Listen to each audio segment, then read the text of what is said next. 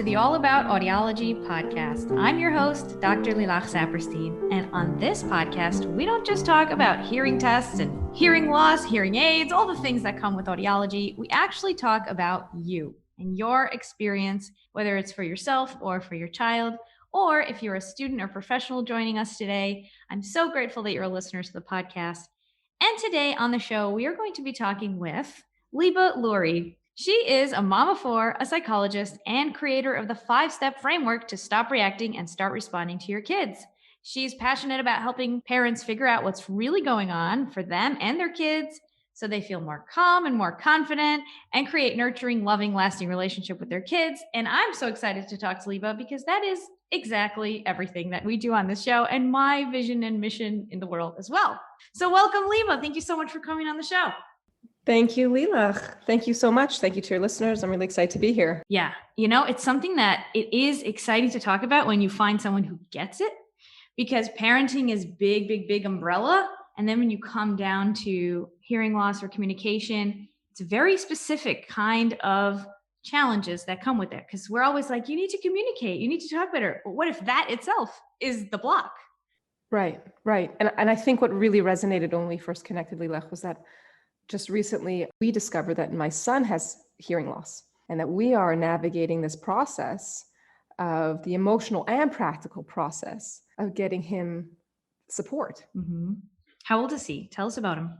So my son is in first grade. We're a 2-language family. We're a bilingual family. And there are some, expected delays in language. But then as his language developed, he was having some difficulty with pronunciation. And his kindergarten teacher brought it to our attention. Maybe you want to look into this, maybe check this out. So we pursued speech therapy. And as the process is here where we live in Israel, in order to get speech therapy covered by insurance, you also need to do a hearing test. And I thought, okay, why not? Fine. I'll check it off the list.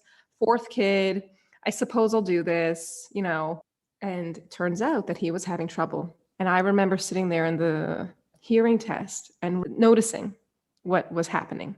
And I could see that he was really having trouble. And I remember that drop in my stomach. I suspect your listeners have experienced this. The professionals who are listening, it's important to know that this is something that parents experience, this sense of profound grief, a deep sense of fear, loss, and sadness around your child's ability and what you thought and believed and expected would be for your child. And then you start to think, oh no, this isn't what I expected. And it is so frightening and it is so sad. And it is all those things all at once. And it is so strong that it is not unusual for a parent to get really swept away by that and to become overcome by that. I happen to be a psychologist. I happen to have formulated a framework, and I teach this framework. I live a framework that enables me to recognize my emotional experiences, regulate them, make space for them, and to be okay with them so that I can make space for my child and support my child. But it's not something that's so obvious. When it came to my husband's attention, he really struggled. He really struggled to wrap his head around it. And he was really overcome with fear and disappointment and sadness. To his credit, he knew it and spoke to his therapist about it because it's real. And I suppose as we get started, Lilach, in our conversation, I think it's important that parents and professionals realize that the emotional reactions that we have are real. And they're important not only because they're real, but they're important because making space for them is really the first step to being able to support your child in their journey to come to accept, make sense of and accept their experience. Wow. Thank you so much for sharing all of that and being so open with this, because I do feel that a big part of what happens is that the focus is on the child and the hearing test. Here's the results. Here's what you need to do. Boom, boom, boom. Let's go. And kind of the team, the medical team and everyone who's there is very practical and moving forward. And here's what it is. Here's what we need to do, without making space, I think, for this. And I kind of go through the question myself, is that really the time and place when you're an audiologist and you have 15 patients to see in 4 hours and all of that? But when I was on that side of the booth, being in clinic, I always felt that was missing. And I know how important it is That's what really brought me into this work online and doing the podcast and having these conversations, making room for this, that you as a parent, your story matters a lot and it's going to affect your child in very significant ways. You can't just neglect that and focus only on what they need without taking care of what you need. So everything you said about noticing your emotions, regulating space. Okay, so let's get into it. Yes. And if anything, Lilach, it's even more important. I agree. I'm not up to date with the political correct stuff, so forgive me. It's through ignorance, but I suppose we don't use the word disability, but hearing impairment is significant. It's significant. It's harder to identify, I believe. You will let me know as an audiologist, it's harder to recognize, it's harder to pinpoint, and it can go undiagnosed for a long time. So he was already 5 or 6 coming into first grade. And at that point, you're not sure. Is it social? Is it that they're ignoring? Is it behavioral? Is it, difficulty reading? Like you're already getting into all these other skills. And then when you see, oh, it's way before all those things, it's access to the sound. Even a mild hearing loss is not mild in how the person experiences it, how it shows up for them. So absolutely everything you're saying. So the latest, from what I understand, is that we use hard of hearing for people who have some level of hearing loss, and people identify as deaf if they feel like their modality is not auditory oral or spoken and hearing, but they prefer to use sign and use other modes. So kind of hard of hearing and deaf is the umbrella term. Okay, that's good to know. Thank you. Yeah, sure. And the hearing impairment, is still a medicalized term. Right. But I think socially and colloquially, we really don't want you to be seeing it as an impairment. On the other hand, I think there's some important element in knowing that this is holding you back in some ways. Right. I think sometimes we shy away from our challenges, but as you're saying, it is a challenge and it's real and it affects a child, especially as they are developing. It affects their perception of themselves and others in the world around them. This is one of the senses. Hearing is one of the senses. It's how we take information from the outside world, process it, make meaning of it, and develop a sense of self in this world. And when you can't hear or see, you're in some ways in a different reality. If someone is talking to you, hello, hello, and they're feeling frustrated, and you're like, why are you so frustrated? Why are you so frustrated? It's the 4th time I called you. It's like, I didn't hear you. Yeah. Yeah, I didn't know that. I didn't know that. What I'm experiencing in my mind and body is not a reflection of what's happening on the outside. And that disconnect it can be frightening. Ultimately, what we're doing as parents, as we raise our children, building relationships with them, is we are inviting them from their own mind and body into reality. We're accompanying them as they develop. Now, with hearing loss, with this impairment, I'm going to use that word. Okay. With this impairment, the path is rockier if it's not diagnosed. Now, once it's diagnosed, now we start a new path. And on that start of that path, I think it's important. I say this to myself. It's so important that I make space for this. And I can tell you, when he was fitted, when he was fitted for the hearing aids, and any parent who's gone through this knows it, and I've actually looked online because we came home, we want to show dad what happened. And I want to show dad. So dad was in the know, right? And he knew because he was in the dark for so long, because I had done all the tests and it kind of crept up on him. I sort of got hints to it. So I had time to try it on. You had a very powerful experience of being in that room. So you saw him not hearing the sounds and you heard them and you saw him not hearing them. And that, by the way, for our students and young professionals, that is a very, very important tool to bring the parent in. So it's not just a paper that's like, what do all these scribbles mean? Yes. Experience it. Yeah. Yeah. What I found helpful, Lilach, having professionals in mind here, having listened, professionals who are listening, what I found very helpful was that 2 things. One was that the woman who gave the assessment, she said to me, my son, this will make sense to you. It's still making sense to me that he is 30 on both sides. You know what that means. I don't know what that means. And I'm sure you need to see more information. That doesn't give you enough information. But what she said to me, your son can hear. He can hear. He is a child. She said to me like this, he is a child who hears, but he can't hear everything everywhere. And so she explained it to me, and she gave me that to hold on to. And that was something I repeated to my husband. Now, one of your listeners might be listening to this and saying, but my child doesn't hear. And that's okay. What's important is that I know. I need to know, where am I? Where is my child on the spectrum? Give me the reality check. I need to know what's real here. Because as I had mentioned, what we're doing is we're helping our children, we're accompanying them on their journey into reality. So we can reflect back to them, this is what's real here. And we can relate to them from reality. Here's the reality. You can't hear.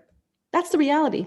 Now I have to be accepting of that reality. I have to be okay with that reality so that I can make sure that it's a safe place to invite them into, to accompany them into as they come to recognize this is my reality, that it's safe and I get it and I reflect it back to you.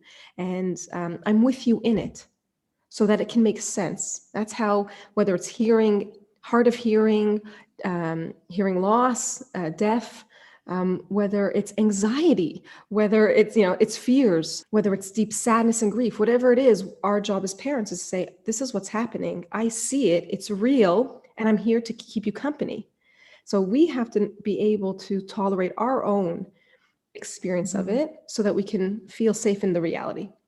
So it was very helpful. Yeah. And not to fix it. Yeah, not to fix it. Well, I can't. Yeah, I can't. I can't. And I think that's what's so hard for us, is that we can't fix this. The reality is you can't fix it. You can support it, but you can't fix it. And so another helpful message that I got from the audiologist who did his, as I said, we were sitting and getting him fitted. I was still a little bit in denial. I wasn't really sure it was real. And she demonstrated it to me. And it was very helpful as a parent. I'm speaking to the professionals here, and maybe the parents who are listening who haven't had this and still don't really understand it, to ask for that. Can you explain this to me? Because I'm hearing, I'm not hard of hearing, so I don't get it. Just like my daughter was saying to me the other day, she's like, wait, what do you see? I'm legally blind and you have to special order my contact lenses. I have very, very, very poor vision. Any contact wearers, I'm like a -8. It's very, very poor vision. And I was trying to explain to her, it's very hard to explain what I see and what I don't see, or how I do see. It's hard to explain how you hear. So it was very helpful when the audiologist used her machine to simulate it for me. And it was so, in that moment, eye-opening. Oh. I had this real somatic experience and cognitive understanding. Oh, first of all, this is real. This is real. And wow, that is hard. That would be hard. Now I get it. What they say when they say he has to use a lot of mental energy to hear. Mental energy that could otherwise be put towards other functions. And so it was very eye-opening. So for the professionals listening, I think it's important. These were important experiences for me as a parent that helped me understand what's really happening. And to the parents, as a professional, I want to acknowledge that acknowledging what is real and what is really happening is hard. It is hard. There is a natural sense of grief that comes with it. What's nice about recognizing that we're sad or we feel loss is that when we make space for that, we can come to accept it. And with acceptance, we can move forward and be, as opposed to being taken away by the grief, sort of swept away by it, we can be conscious in how to support our children. We can be connected with our wants and our needs and our children's wants and needs and say, well, what does my kid need right now? And I find myself being far more thoughtful in light of that capacity, as opposed to when I first became a mother and I was really overwhelmed by motherhood. And my daughter was born with a condition. She was in the NICU for 10 weeks. And I was exposed very early on in my early 20s to the medical world. And it was very frightening. And I didn't have the skills that I have today or that I teach. And it's made a huge difference for me to be able to support my son and say, you know what would be really helpful to me right now? And I can ask for it. And I can say, I need this right now. I need this sort of support. I've been very lucky, and I find here in Israel, I've been very well supported by the system. I'm very impressed. Not everybody is so lucky, and not everybody has the same experience because their needs might be different. But it is important that we recognize that we as parents have needs for support. And and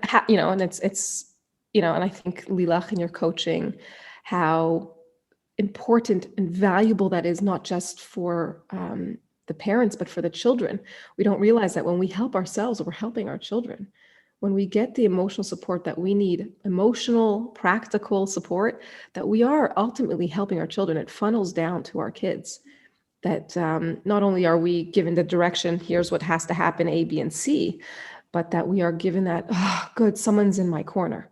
Someone, I'm not alone in this, because I think that is something that is also part and parcel of the experience, not just for your child, but for you. Nobody gets it. And it's nice to be understood. And that's ultimately what we want to give to our children, understanding that even if you can't speak or you can't hear me, I still understand you. There's still communication there. There's Connection. still communication, Yeah. and therefore connection. Absolutely. And it That's doesn't have to always the be goal. always the goal. That's always the goal, is the connection. Absolutely. I think that as parents, we get a lot of this messaging that you are now for them, that you exist now to care for them. And honestly, in the beginning, that is true.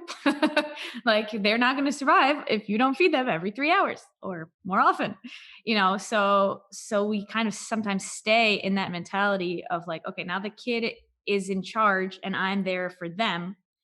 And coming out of that mindset, I think, is really the power when you remember, okay, actually, you're the adult here. And you're there to help your child, to lead them, to guide them. I know there's the big debate of if parents should be friends with their children and what that means, the word friend. But, maybe it could be friendly. But I still think there's some, I think they should be parents. Yeah. And part of being a parent Yeah. is having a relationship. And it should be a positive, nurturing, supportive, secure relationship. So investing in yourself as the parent, I think, is one of those switches that has to happen, which is you're doing everything for your child. And if you don't do for yourself too, then that's detrimental in the end to the connection and the relationship you have with them. I was thinking about, my son was getting measured for his hearing aids. And we're in this small room, and we're sort of experiencing it together. It's the first time I've ever been there. I've never had a child measured for hearing aids. And I remember it was this experience of understanding, recognizing and understanding and experiencing the reality that this is real, that this is happening. Yeah, I remember feeling the loss. I think there was a lot in there. I think what I was saying was to the professionals that the audiologist helped me understand with her machine. I remember sitting there and here in Israel, army service is compulsory, and it is something that is generally valued culturally. It's valued, serving your country, a very patriotic country. And he's our fourth child and our only son. We have 3 girls and a boy. And so him going to the army is something that is, on one hand, special, that he would be potentially a combat soldier, but also very frightening as a mother, you can imagine. And I remember asking the audiologist, can he serve in combat? And she said, in short, not likely, because it's a risk to his security. If he's in the field and he loses his hearing aid, he's more vulnerable. So it's not likely. And she said, things could change. He's only 6, things could change, but I would imagine not. And in that moment, again, I faced the grief. I was relieved, don't get me wrong. There's also relief. And I think that there are 2 things here. One is that the grief keeps coming. It keeps coming. And that's okay.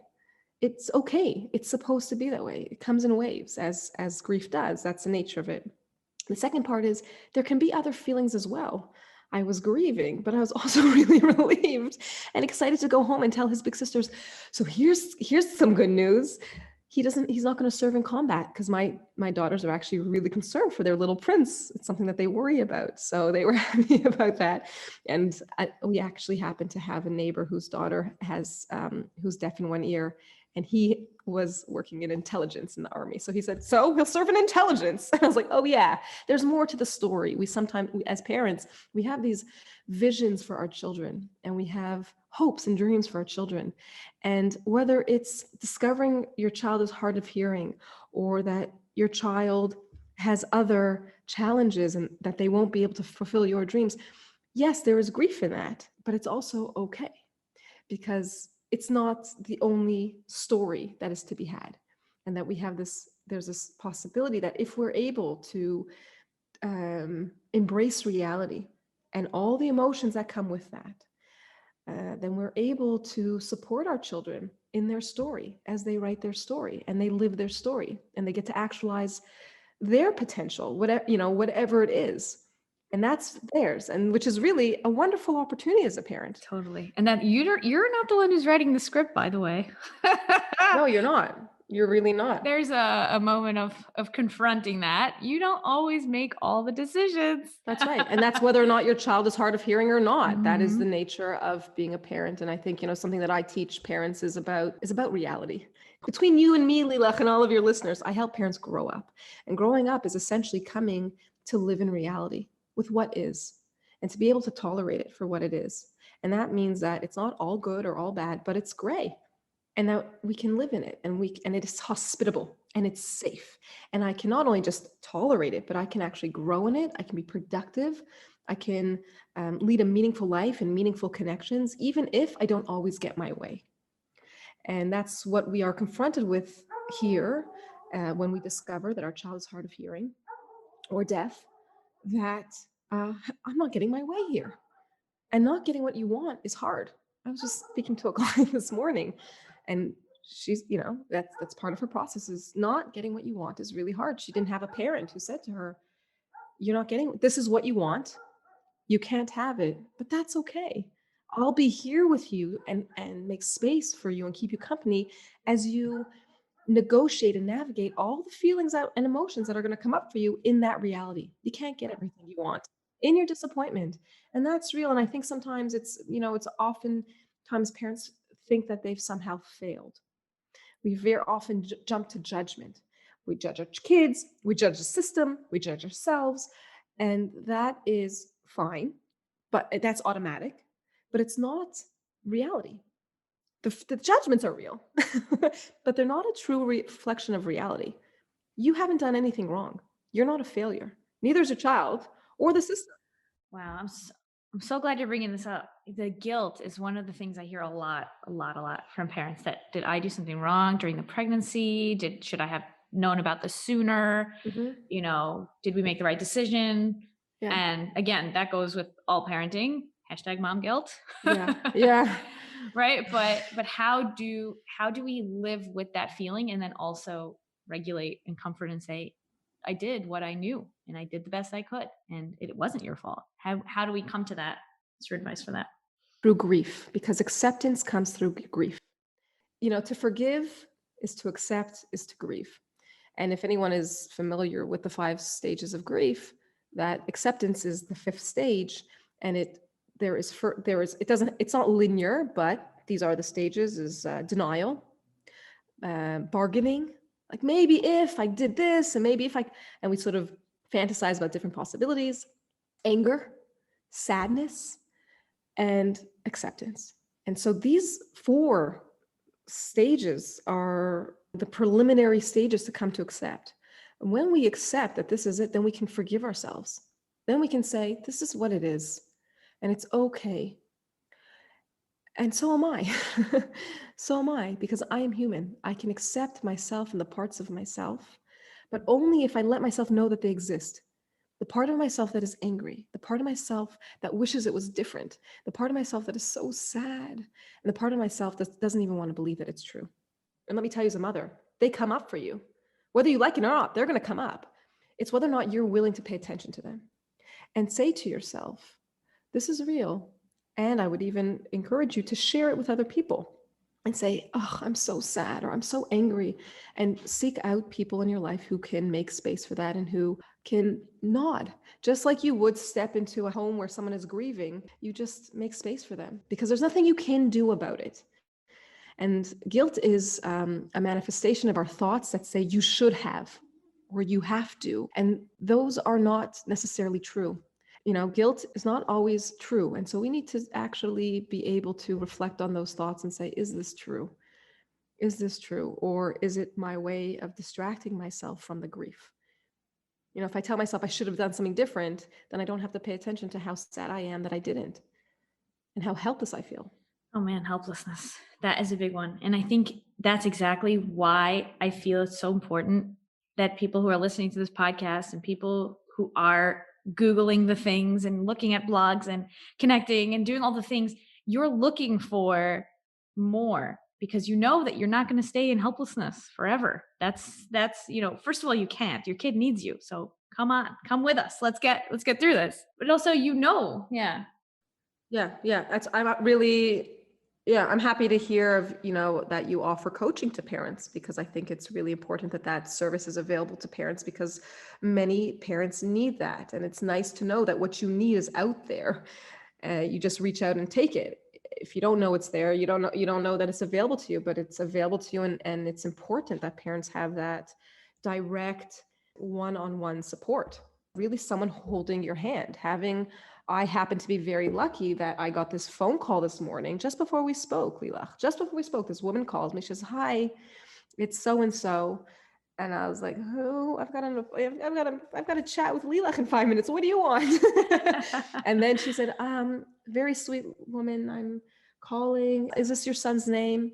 I made the connection very quickly. But she said, "I got your name from the woman at the organization here," and I said, "Oh, I know. Oh, you work in the school and you tutor the kids and support the kids and really hold their hand through this." And in that moment, I felt so much at ease, because feeling alone is so common.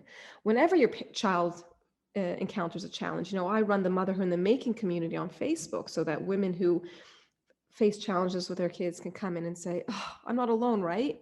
Because it's so important, it's so valuable that we don't feel alone in it. Because when we're alone, first of all, we're triggered, we're frightened, and we're less likely to feel safe to make space for what we need to make space for, so that we can come to acceptance and then make space for our child.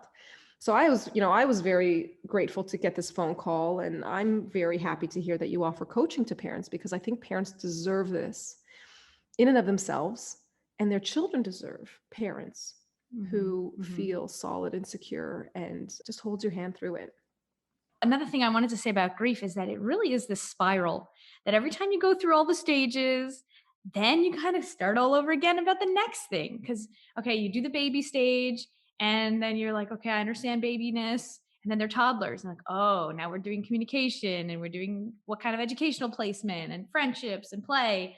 And then you move to and tantrums and toilet training and oh my gosh, yes. Don't want to talk about toilet training.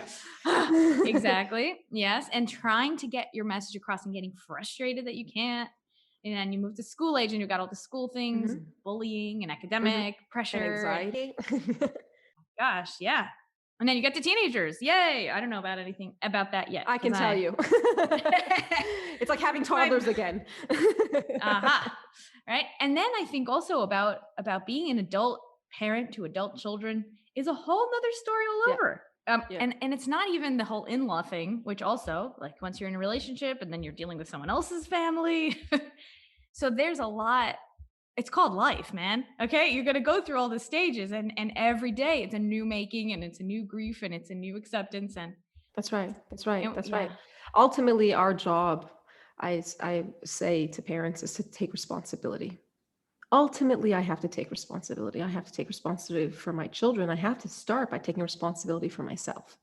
And taking responsibility doesn't mean, though we think that responsibility is being good, we associate it with being a good girl, a good boy, be responsible, don't mess up. We think of responsibility often in our performance and achievement. I'm talking about being responsible for myself. And that means that I am, responsible. I am able to respond. And being able to respond to a situation means that I know that I exist. And to exist means that I am okay with all the parts of myself, my wants, my needs, my wishes, my desires, all of my emotions, all of my automatic thoughts and judgments. I don't judge them for being there. I'm okay with them being there because I'm accepting of myself. And that's what it means to be responsible. And we are responsible for ourselves and we are responsible for our children. And it's our responsibility. I'll speak for myself and say it's my responsibility to support my child. And I'll say to support my child in the way that I wasn't supported, which makes it a lot harder if you didn't have the modeling, not just the behavior modeling, but the emotional experience that we all know shapes. We all know it cognitively, right? We all know in this day and age that our early childhood experiences shape us in the future. It's whether or not I'm willing to take responsibility for it and to say, well, I guess this is who I am, and own it and live it and say, I really struggle with sadness because when I was a child, I wasn't allowed to be sad. So I'm responsible for myself now. And so I go and I get the help that I need so that I can feel safe feeling sad. So that when I discover that my son is hard of hearing, I can be sad and I can feel sad. And so I can ride that wave, let it take me to shore, stand on solid ground and catch him. Because he's going to come next. He's also going to have his grief. He's also making sense of all this. And I need to model to him, it's okay. It's okay. And what happens when you're in a wave and you're flailing and flailing? That's not a good place to be. You're going to be stuck in that Right. storm. Right. Sometimes you need to let it carry you. Right. Right. Well, Lilach, I want to add that we do flail. We will flail. But what's important is that we can observe ourselves in the flailing and that we can also hold space for ourselves and be that comforting adult voice that perhaps you've never had, but can recreate, take responsibility and recreate it for yourself and say, it's okay. You're allowed to flail right now. You're allowed to feel this.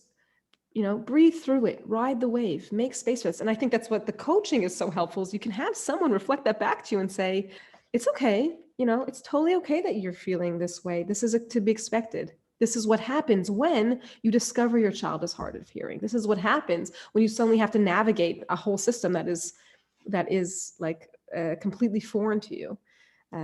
It's what happens when you feel scared. You flail a little bit, but it's going to be okay. And so you can have this comforting voice that says, it's going to be okay. But like you said, we have to do that so that the wave doesn't overtake us, but that we can stay on it and ride it.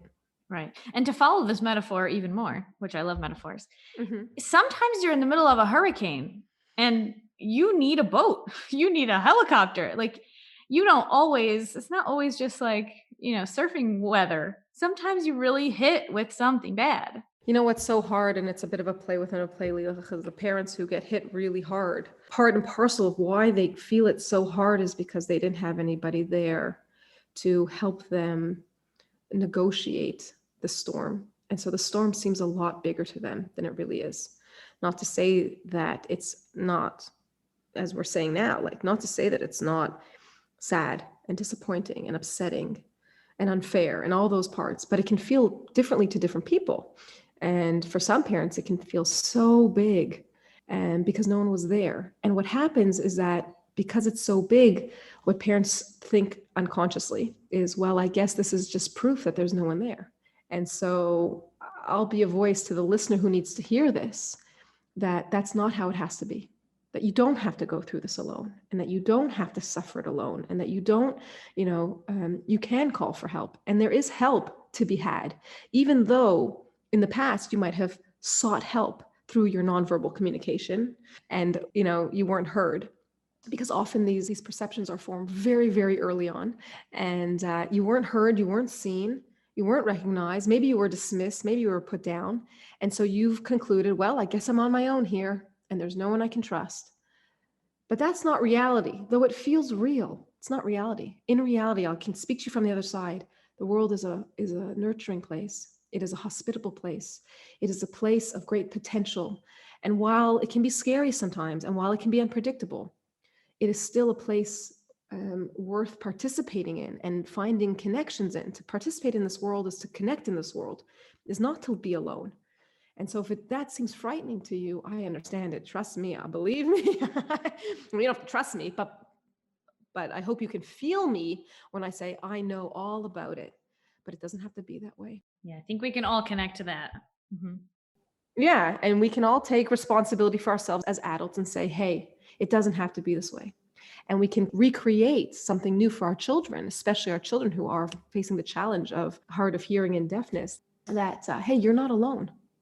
And let me show you that you're not alone. When you first even brought the word up, responsible, my, immediate, unconscious, subconscious, whatever you want to call it, felt this feeling of like, oh, I'm responsible. I have to do everything myself. It's all on me. And I watched myself think that. And as you were talking, I was like, wow, I still kind of hold that feeling that I have to do everything myself, that I'm responsible, that no one is there for me. And actually, the new definition, or like reinvigorating this truth, that responsibility means it's my job to help myself. That doesn't mean I have to do everything myself. Wow, that has been a great lesson.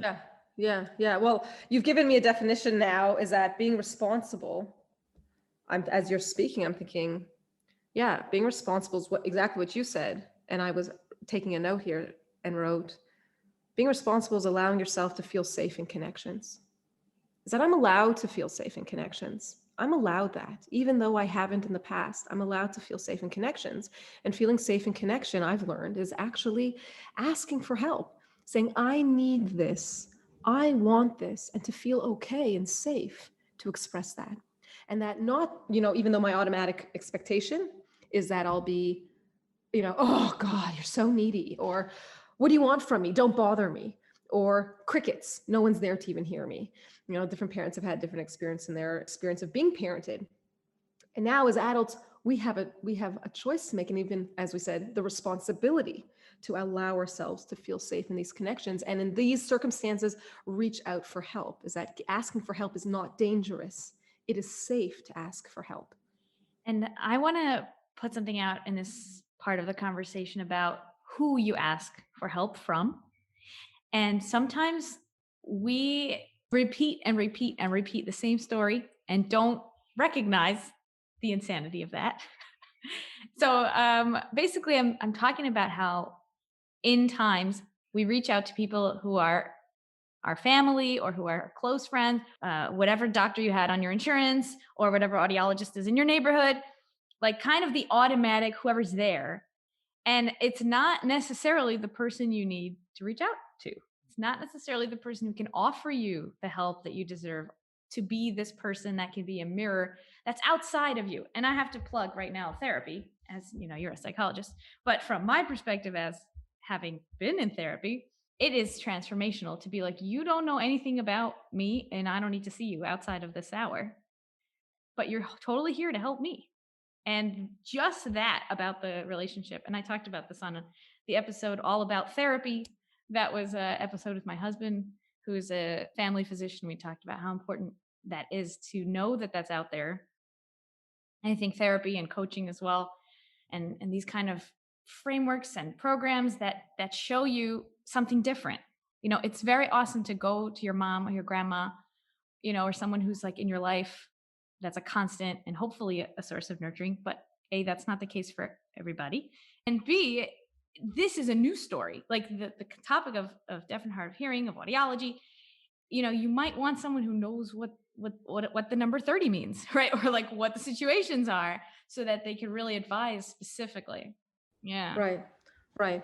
But more than that, what I think you're saying as well, in light of invoking therapy, is that what we want is somebody who doesn't take up space, but gives us space.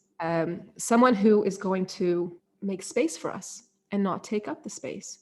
That's what I want to give to my child. That's what I ultimately want to provide for my son, is that I want to make sure that my stuff doesn't fill up the space. And so that he can have space to just experience it and to be able to encounter himself, because this is all new for him too. And he ultimately, psychologically speaking, developmentally speaking, needs to be able to encounter it and feel safe to do so. And the only way is for me to get out of the way and not take up the space and push it out of the way because it's too much, or because my feelings are too big here. That doesn't mean that I'm not allowed to have feelings. As you spoke about infants, in infancy, wow, you're remembering what it's like to have an infant who just like takes up everything. It doesn't mean that my needs and wants went away. I still had needs. I still had wants. I needed hugs. I needed to be listened to. I needed to complain. I needed to be fed. I needed to pee. My wants and my needs didn't go away. But considering the circumstances, there was another person in the relationship who needed and wanted more. And that's what happens in therapy. My needs and wants don't go away. I don't disappear as a person, but my client will step into the space, and it's their space. This is your hour. This is your space where we sit with what's happening for you. I'm still a person. I exist.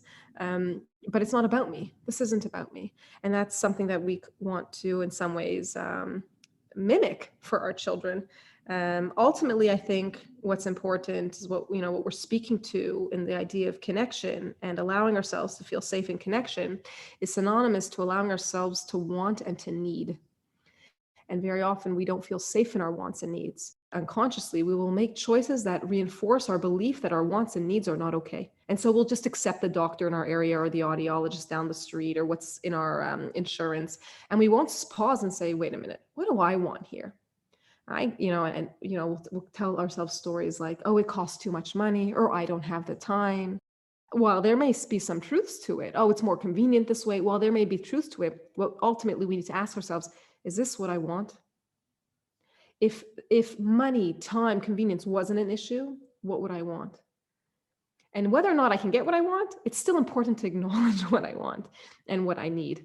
Whether you're seeking support for yourself and your child who is diagnosed hard of hearing or deaf, or any other issue in life, especially as a parent, because your role is so important in nurturing your child's ability to feel safe in connection, is that we need to start with ourselves and ask ourselves, well, what do I want? What do I need? And that can be very scary. That can be very scary. Nevertheless, even though it's scary, it's still important. And that it's okay to feel scared. Of course you feel scared. No one ever asked you. In fact, they would ignore you or put you down or what have you. But that doesn't mean they go away. It doesn't mean it goes away. And it's important now more than ever to ask yourself, what do I want? What do I need? And to take the steps necessary, whether it be therapy, coaching, you reach out to Lilach and you get her support, whatever it is. It's important that we ask ourselves, what do we need? What do we want? And acknowledge that the inevitable and the natural, normal, if you will, waves that we ride in this process, and to make space for them. Liba, I want to ask you about specifically the topic of family that are in their own story, that at the same time as you're going ahead and doing everything you need to do, your mother-in-law will make a comment. They don't even need that. They hear me just fine. Or, a spouse who doesn't want to join appointments, or, all of the things that also is very commonly something we hear, that the mom is ready, is kind of doing all of this work of feeling the feelings and learning and Googling and studying and trying to figure out what's right. But they in their life don't have the support, and they are now also in an advocacy role, which is something that I teach in my workshops as well, the advocacy, the FIG method. So I'd love to hear if you have some advice for how to navigate those conversations. Yes. Well, I think what's really important, I'll speak more on an umbrella, like sort of macro here, is that we can't control everything. Like, I can't control what my mother-in-law says or does. I need that on a bumper sticker. I can't control her. I cannot control her, but I can control the way that I respond.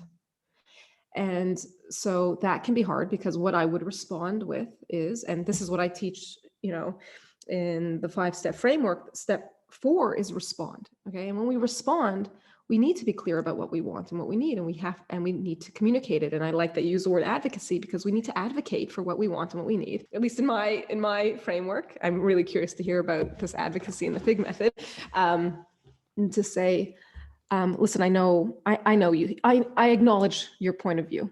He hears you just fine, but here's what's happening, because I'm the mother. Here's what's happening, and I'm going to advocate. And I'm going to stand up and say, here's what's going to happen. If you take issue, that's fine. I'm happy to talk to you about it. I know it's hard to wrap your head around, but please don't do it in front of my son, so it doesn't confuse him and it doesn't scare him, period. I might turn to my husband and say, I know this is hard for you because you haven't been going through to all of the appointments, and I know this is hard for you. Sidebar, it's hard for him. Just so you know, Mom, it's hard for him too. My husband, he's like, it's my boy. He also comes with his own perspective of the kid with the hearing aids. When we grew up in the 90s, kids with hearing aids, it was not cool. It was not cool. at all.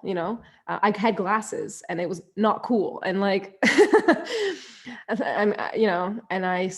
was the story that we had. And I said to him, and I had my own reaction to that. And I think what happens, Lilach, is that we have our own reaction to that, our own hurt and threat, like, screw you, that's my son you're talking about. Again, so it brings us back to, pause and reflect on what's going on for you, connect what's happening for the other person. This is hard for my husband, and then respond and say, look, I know this is really hard for you. But here, I think it's really important, hashtag I want, I need for you to come to the next appointment. Tomorrow, my son is going for his third test, and my husband's taking him. He's going to take him, and it worked out for the scheduling. And I also said, I think it's a really great idea for you to have an opportunity. And it's also great for my son to have you there too. So he knows that you're on board too, and that he can have this experience with everybody, and sort of really, his world is full, and he's, there's no mystery around it. There's no mystery or secrets, or we have to protect anybody from this, but everybody knows what the reality is. And it helps him to come to terms with the reality as well. As I was saying, I can't control my husband's reaction to it. I can't control what he does. It's not in my control. And this goes for anything, ladies. This is for anything. You can't control anybody else, but you can control how you respond to it. And to respond is really important, to know what your wants and needs are and to advocate for them. And that's the real challenge in light of what I said earlier about our own conflicts around our needs. We have conflicts that doesn't feel exactly, part of us knows we want and need it. The other part of us says, don't want and didn't need it. It's dangerous. You'll be left alone and rejected if you do. So we have to come to terms with that, and to resolve that conflict so that we can confidently and safely say, this is what I want and this is what I need. I need to hire Lilach. Or like, I need you to not say this in front of my son, or I need you to go to this appointment, what have you, want, need, whatever. That would be my contribution. Those are my thoughts on the matter. I also talk a lot about this choice of switching providers, getting a new doctor, even changing your child from one school to another. Like, that paperwork, it's a hassle. It's not an easy thing to do. You make those kind of decisions on purpose. But if you don't, then it's just one thing after another, and you're not getting maybe what you want. So I love the framing of knowing what you want. And that's my G. In the FIG method, the G is goal. And you have to know what your goal is. Sometimes your goal is to educate, and you need to explain to mom, here's what the hearing loss looks like and what that means. And sometimes your goal is to leave the party where your friends are being insensitive and not paying attention to what your kid needs, and you don't want to deal with them anymore. So you leave the party. Your goal right there is you don't want to be in that situation anymore. And other times, your goal is to care for yourself and notice that whatever's happening here is not even about your kid. It's totally about you. Right. That's really important. When you're in a meeting, an advocacy meeting, like in the United States, you have these IEP meetings to get them services. You come into that meeting with your goal. You know what kind of therapy you want, you know what frequency, and you know which provider is going to give it and which one is not. So you know your goal, and then you come into that meeting being a totally empowered person in that situation in your advocacy. Yes. So. And you feel safe. And even though there will be emotions to ride in those meetings, because they're not always pleasant, you can stay on the board, and you can stay solid and make space for what comes up for you, but still be very clear about your goals, about what you want and what you need, and advocate for them. And that ultimately is what it means to take responsibility, is that I can feel safe in connection. And the connection is with myself, with my child, with my partner, with the world at large, with my purpose, with my meaning. And it is, it's really important. It's really important. I'm so glad that we had this conversation. Yeah, me too. It's going to continue. It's something that, on the podcast and with each other, we can continue these questions, because that's the whole thing, is that when you study to be an audiologist, you learn very specific, intense training about hearing loss devices. And I'm always bringing in the counseling and bringing in the additional emotional parts of what this is, how this affects your children to each other, the siblings. Yeah. Who gets more attention and less attention, and, labels and all that. And you and your partner or spouse, and how you two are handling. Yes. it's much bigger. It's much bigger. So yes, because as humans, we are much bigger than our bodies. We are not just in the medical field. We look at the body, we diagnose the problem, and we treat the issue, which is great, and I'm happy for it. But we also sometimes in the medical field, the mind is forgotten, and let alone the soul. Okay. yes, yes, yes, yes. Got to bring that back in. Yes, absolutely, absolutely. That there's something much greater than the body. It's things that cannot be observed, that cannot be observed, and that are very unique and individual. And that is really the seed of connection. Is the parts that go beyond, the parts that the parts that are beyond our performance and our behavior and our actions and what our body does or doesn't do, but the deeper parts of our self, capital S self. I often say that who am I? And to do that, in order to connect with that, we connect with not just our bodies and our physical selves, but our emotional selves and our spiritual selves and things that are, that are beyond us. But that's where connection lies. That's where connection lies. If we feel safe enough to do so.